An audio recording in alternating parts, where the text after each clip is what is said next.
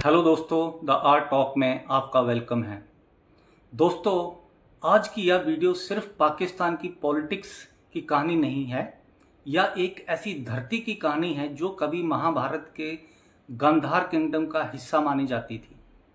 लेकिन आज वही धरती bombings, military operations, missing persons, military check points और फियर के लिए जानी जाती है। आज हम बात करेंगे खैबर पख्तूनख्वा यानी केपीके की, एक ऐसा रीजन जहां बहुत से पश्तून लोग यह महसूस करते हैं कि उनकी आइडेंटिटी, डिग्निटी और सफरिंग को कभी पूरी तरह नहीं समझा गया। और इसी फ्रस्ट्रेशन से पैदा हुआ एक स्लोगन जो आज केपीके के प्रोटेस्ट्स में गूंजता है, वो है ये जो दहशत गर्दी है उसके पीछे वर्दी है। केपीके में आर्मी का इतना ज़्यादा दखल है कि अब ये पाकिस्तान आर्मी की एक कॉलोनी की तरह बन गया है। पाकिस्तान आर्मी के जुल्म केपीके में बढ़ते जा रहे हैं। दोस्तों, आज की यह वीडियो इमोशनल भी होगी, हिस्टोरिकल भी होगी और जियोपॉलिटिकल भी, तो वीडियो को अंत तक जरूर देखिए। महाभारत में गांधार किंगडम का कई बार उल्लेख मिलता है। इतिहासकार मानते हैं कि उसका बड़ा हिस्सा आज के केपीके और ईस्टर्न अफगानिस्तान तक फैला हुआ था। वही गांधार जिसका संबंध शकुनी और गांधारी से जोड़ा जाता है। उस समय यह रीजन व्यापार का केंद्र था, संस्कृति का हब था और भारत को सेंट्रल एशिया से जोड़ने वाला गेटवे था। आज जिस रीजन को दुनिया कॉन्फ्लिक्ट जोन के रूप में देखती है, वह कभी सिविलाइजेशन जोन हुआ करता था। केपीके की मेजॉरिटी एथनिक पश्तून पॉपुलेशन है। पश्तून्स खुद को वॉरियर कल्चर का हिस्सा मानते हैं। उनकी ट्रेडिशनल कोड कहलाती है पश्तून वाली। इसमें रिस्पेक्ट, लॉयल्टी, डिग्निटी और हॉस्पिटैलिटी को बहुत इंपॉर्टेंस दिया जाता है। इसीलिए पश्तून हिस्ट्री रेजिस्टेंस से भी भरी हुई है। ब्रिटिश एम्पायर भी इन्हें पूरी तरह कंट्रोल नहीं कर पाया। लेकिन इस कहानी की सबसे बड़ी हिस्टोरिकल टर्निंग पॉइंट आया 1893 में। ब्रिटिश एम्पायर ने एक बॉर्डर लाइन ड्रॉ की जिसे दुरंद लाइन कहा जाता है। इस लाइन ने पश्तून ट्राइब्स को दो हिस्सों में डिवाइड कर दिया। कुछ अफगानिस्तान में चले गए और कुछ ब्रिटिश इंडिया में रह गए। लेकिन पश्तून से पूछा नहीं गया। उनकी आइडेंटिटी को मैप पर खींची गई एक लाइन से डिवाइड कर दिया गया। बहुत से पश्तून्स आज भी इसे हिस्टोरिकल इनजस्टिस मानते हैं। फिर आया 1947। 1947 का साल सिर्फ भारत और पाकिस्तान के बंटवारे का नहीं था, बल्कि यह एक गहरी पॉलिटिकल बिट्रेल की भी कहानी थी। एक ऐसी कहानी जहां लाखों पश्तूनों को उनके राइट ऑफ सेल्फ डिटर्मिनेशन से वंचित कर दिया गया। पश्तून लीडर खान अब्दुल गफार खान, जिन्हें हम बच्चा खान के नाम से जानते हैं, उन्होंने 1947 के रेफरेंडम में एक थर्ड ऑप्शन की मांग की थी और वो था एक स्वतंत्र देश पश्तूनिस्तान। लेकिन ब्रिटिश सरकार ने इस मांग को पूरी तरह रिजेक्ट कर दिया और पश्तूनों को सिर्फ भारत या पाकिस्तान में से किसी एक को चुनने पर मजबूर किया। बच्चा खान और उनका खुदाई खिदमतगार आंदोलन इंडियन नेशनल कांग्रेस के सबसे भरोसेमंद अलाइज थे।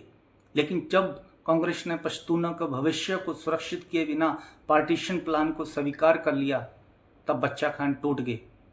उन्होंने महात्मा गांधी से वो ऐतिहासिक शब्द कहे, you have thrown us to the walls, यानी आपने हमें भेड़ियों के आगे फेंक दिया।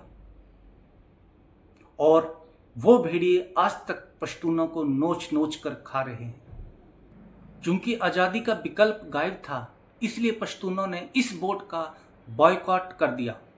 हालांकि रिकॉर्ड्स में पाकिस्तान जीत गया, लेकिन पश्तून राष्ट्रवादियों का आज भी यही कहना है कि वह चुनाव अवैध था, क्योंकि उनके स्ट्रॉन्ग होल्ड्स में वोटर टर्नआउट बेहद कम था। पाकिस्तान बना, लेकिन पश्तून लीडरशिप का एक हिस्सा शुरुआत से ही सस्पिशियस था। कई पश्तून लीडर्स ऑटोनॉमी और ग्रेटर पॉलिटिकल राइट्स की बात करते रहे।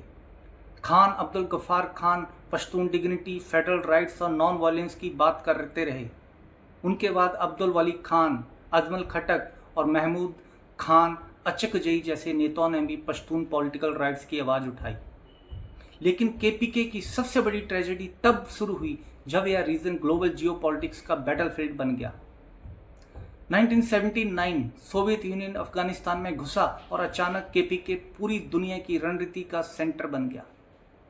CIA एक्टिव हो गई, ISI एक्टिव हो गई, सऊदी फंडिंग आने लगी, मुजाहिदीन ग्रुप्स तैयार होने लगे, वेपन्स आए, एक्सट्रीमिज्म बढ़ा, मिलिटेंसी फैली, लेकिन सबसे बड़ी कीमत किसने चुकाई? पश्तून सिविलियंस ने। उनके गांव युद्ध के क्षेत्र बन गए, उनकी सोसाइटी मिलिटराइज होती चली गई। 1980s में अफगान जिहाद बढ़ा, 1990 में तालिबान मूवमेंट मजबूत हुआ। फिर आया 2001, अमेरिका ने वॉर ऑन टेरर शुरू किया। पाकिस्तान ऑफिशियली अमेरिका का अलाय बना और उसके बाद केपीके और ट्राइबल एरियाज में मैसिव मिलिट्री ऑपरेशन शुरू हुए। Drone strike, suicide attacks, military raids, check points, पूरा रीजन इंस्टेबिलिटी में डूब गया। 2004 से 2014 तक लगातार ऑपरेशन चलते रहे। 2014 में ऑपरेशन जर्वे अजब लॉन्च हुआ। ऑफिशियली कहा गया कि इसका उद्देश्य टेररिस्ट इंफ्रास्ट्रक्चर खत्म करना है, लेकिन लाखों सिविलियंस डिस्प्लेसमेंट झेलने पर मजबूर हुए। कई फैमिलीज रिफ्यूजी कैंप तक पहुंच गईं, कई बच्चों की स्कूलिंग खत्म हो गई, कई विलेज खाली हो गए। लेकिन दोस्तों, केपीके में सबसे इमोशनल इशू क्या है? Missing persons. राइट्स ग्रुप और एक्टिविस्ट के अनुसार हजारों फैमिलीज आज भी अपने प्रियजनों की तलाश कर रही हैं। कई फैमिलीज का आरोप है कि लोग उठाए जाते हैं, डिटेंशन में रखे जाते हैं और फिर उनकी कोई खबर नहीं मिलती। कल्पना कीजिए, एक माँ 10 साल से अपने बेटे की तस्वीर लेकर प्रोटेस्ट कर रही हो और उसे आज तक पता ना हो कि उसका बेटा जिंदा है या नहीं। यह सिर्फ पॉलिटिक्स नहीं है, यह इंसानी दर्द है। फिर सामने आया पश्तून तहफ़्फ़ुज़ मूवमेंट यानी PTM। PTM की मांगें थी मिसिंग पर्सन्स की जानकारी दी जाए, लैंडमाइंस हटाए जाएं, मिलिट्री चेक पॉइंट्स कम किए जाएं और सिविलियंस को डिग्निटी दी जाए। PTM रैलीज में सबसे चर्चित स्लोगन बना, ये जो दहशतगर्दी है उसके पीछे वर्दी है। यह स्लोगन डीप एंगर और डिस्ट्रस्ट को दिखाता है।